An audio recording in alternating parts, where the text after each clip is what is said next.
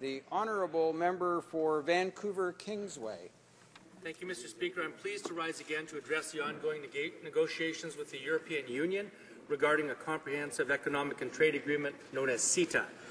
This intervention is extremely timely in light of a leaked communiqué out of Europe this week that illustrates the lack of transparency and overly ideological approach that this government has taken to the CETA negotiations. First of all, the memorandum illustrates that the European negotiators are being much more consultative and transparent than the Canadian Conservative government is. They are providing their Parliamentary Trade Committee with regular updates, allowing for input from European parliamentarians from all political stripes. This is not the case in Canada. This government will not answer questions in this House directly. They very rarely update the Trade Committee on the CETA negotiations, and they do not consult broadly with Canadians. Why won't this government allow scrutiny of the process? Well, perhaps the leaked documents shed light on that question as well. These leaked communiques from the European Commission expose the Conservatives' incompetence in negotiating and validate the concerns of Canadians with regard to the CETA. For instance, this government has been talking the talk when it comes to defending the supply management system in Canada. However, the Europeans' internal communique confirms that Canada has already agreed to grant new market access to supply-managed goods in the form of tariff rate quotas. This is not defending supply management in Canada. It is unacceptable to the thousands of farmers in Canada who rely on the system to ensure stability. This type of concession sends shockwaves through the supply-managed sectors who see this as a very slippery slope that can be further eroded in future deals, such as the TPP.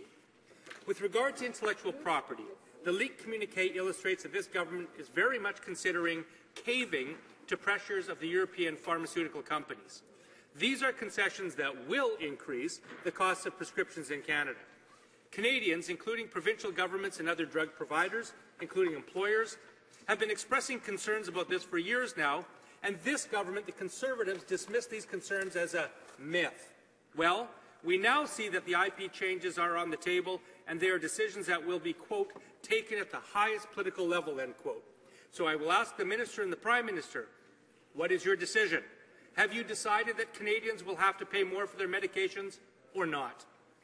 With regard to public procurement, the EU acknowledges that this is, quote, the most ambitious and comprehensive offer Canada and its provinces have ever made to any partner, including the United States, end quote.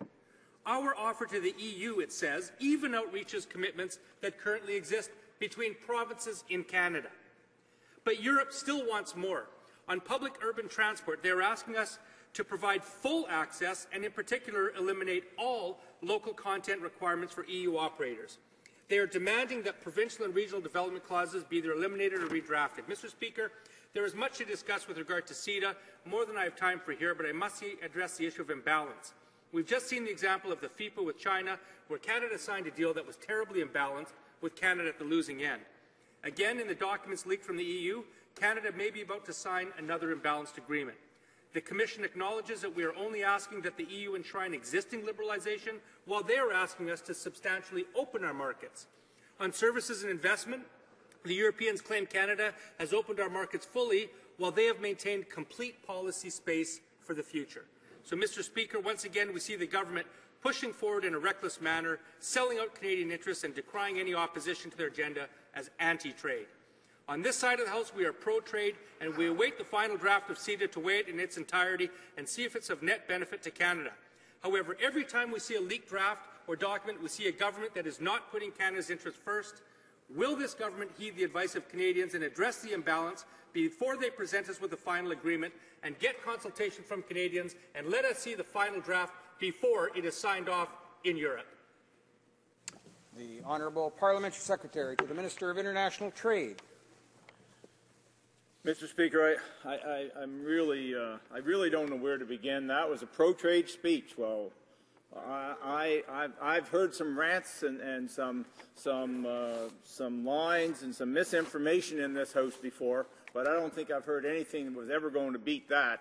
And then for the absolute unmitigated gall of the honourable member to say that's a pro-trade speech, Mr. Speaker, it's just it's absolutely mind-boggling. First of all, let's deal with a couple of issues. The honourable member wants to talk about a leaked memorandum.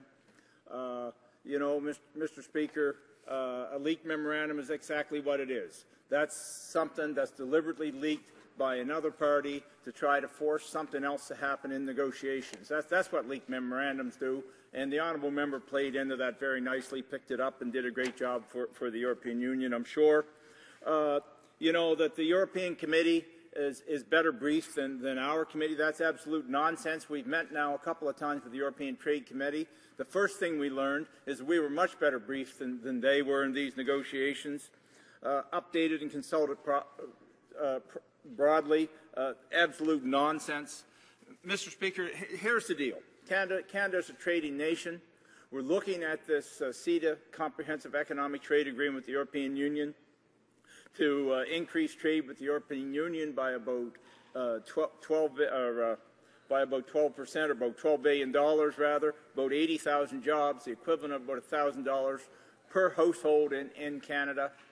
Mr. Speaker, this is a good agreement for Canada. Canada's future is tied to trade.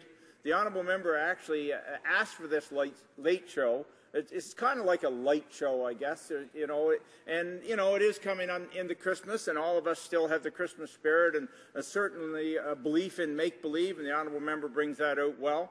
But you have to talk about facts when you're standing in this House, and the fact is very simple. We have negotiated this in the best interest of Canadians.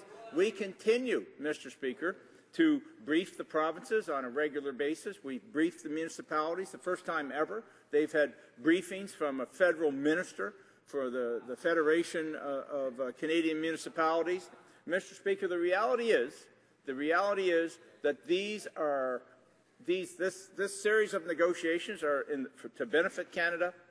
We will bring this to a conclusion at some point, whether it's this year or hopefully early in 2013.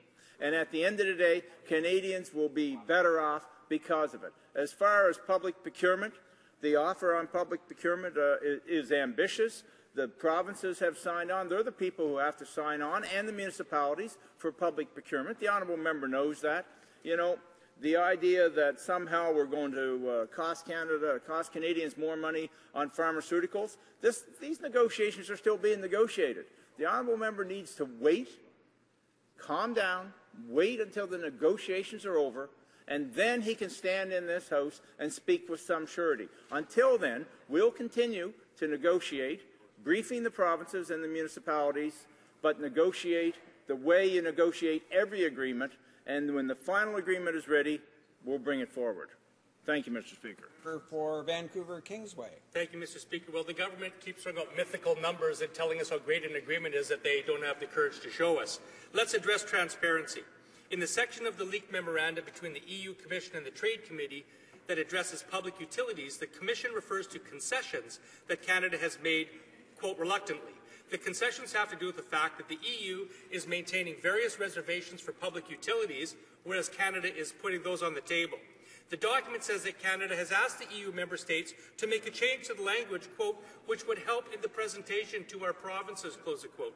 Mr. Speaker, it sounds an awful lot like Canada is asking the EU to help it create spin to more easily sell a raw deal to our provinces. This government has shown a lack of respect to the provinces before, but this is outrageous.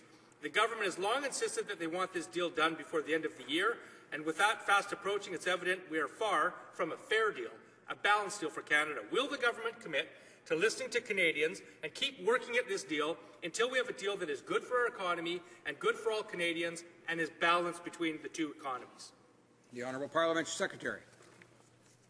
Mr. Speaker, I think I've had a bit of an epiphany here, because I've listened closely to the honourable member's language, and really what we're talking about here is the fact that the anti-trade party, or the no-trade party, you know, is not at the table. If they were at the table, we wouldn't have this discussion because there wouldn't be any negotiations. The reality is, this is way back to the days when the NDP vehemently opposed NAFTA. We're talking 1988 vintage language coming from the honourable member. Like today, Mr. Speaker, last time I checked, is 2012. That's a long ways from 1988 and the original free trade agreement with the United States. Surely the NDP have learned in the interim that trade is good for Canada, it's good for businesses, and it's what drives this country. The Honourable